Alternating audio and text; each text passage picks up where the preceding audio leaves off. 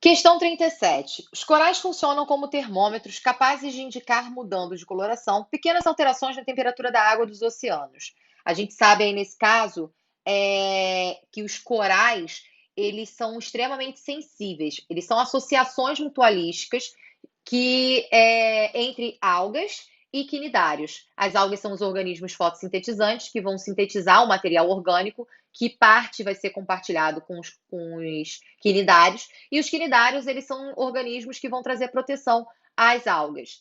Essa associação mutualística, né, as algas, elas vão trazer a pigmentação característica de cada coral. Então, as algas têm pigmentos fotossintéticos e esses pigmentos são variados, trazendo a pigmentação diferenciada que a gente vê para cada uma das espécies de corais. Aumento da temperatura em ambientes aquáticos, o coral ele é um organismo que fica muito próximo à superfície da água. Então, o aumento da temperatura média global, ou seja, o aquecimento global, pode causar impactos diretamente na superfície desses ambientes aquáticos. Então, a água do mar, na superfície, a gente pode ter uma variação de temperatura brusca, o que poderia causar impacto sobre os corais.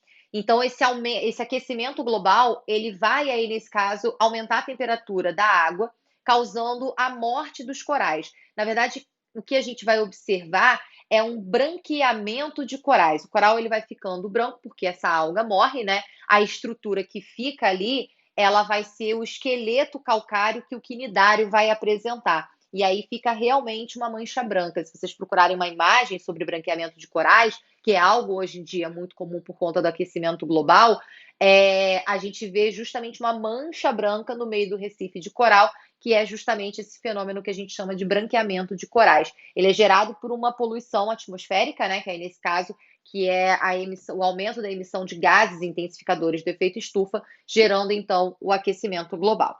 Vamos lá. Mais um alerta: eles estão ficando brancos. O seu clareamento progressivo acontece pela perda de minúsculas algas chamadas zooxantelas, que vivem dentro de seus tecidos numa relação de mutualismo. As algas, quando morrem, acabam também causando a morte do quinidário, né? Porque é uma relação obrigatória que você tem ali de mutualismo, né? Então, se morre um, morre o outro, consequentemente.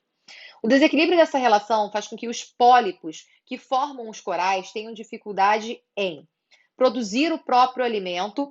Aí, nesse caso, gente, o pólipo é a estrutura do quinidário, né?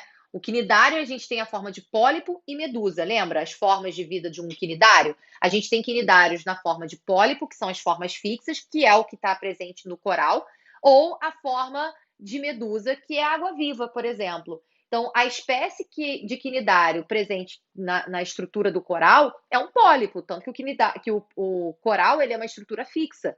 Então, o quinidário que está presente na estrutura do coral é um quinidário na forma de pólipo e tem a sua estrutura de esqueleto calcário, né? E aí, nesse caso, ele está fixo no ambiente. Como ele fala ali para a gente, o desequilíbrio dessa relação faz com que os pólipos que formam os corais tenham dificuldade, então ele está se referindo ao quinidário, que aí, nesse caso, tem o formato de pólipo, porque ele é fixo, né?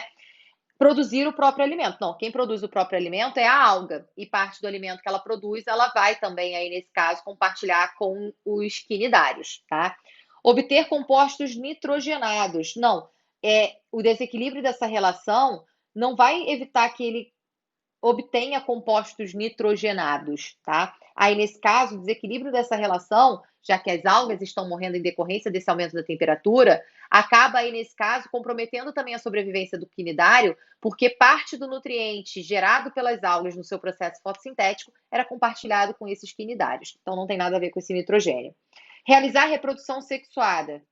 Não tem relação com isso. Absorver o oxigênio dissolvido na água. Também não é por isso que os quinidários vão sofrer impacto. Letra E, adquirir nutrientes derivados na fotossíntese. Sim, aí nesse caso, morrendo a alga, aquele nutriente gerado na fotossíntese deixa, obviamente, de ser produzido, porque as algas estão morrendo, e o quinidário acaba, aí, nesse caso, sofrendo o impacto da morte dessas algas. Então, seria a letra E a opção correta nessa questão.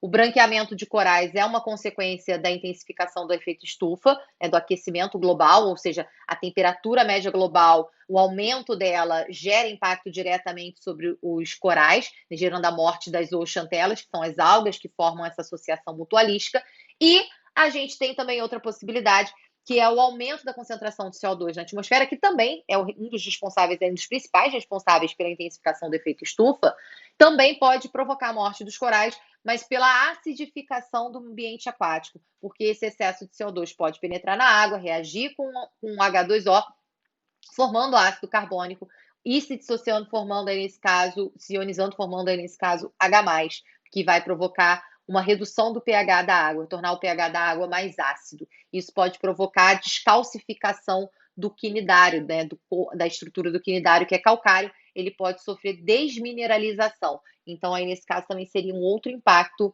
que os corais podem sofrer em decorrência dessa intensificação do efeito estufa, tá bom? Então seria aí nesse caso a letra E a opção correta nessa questão.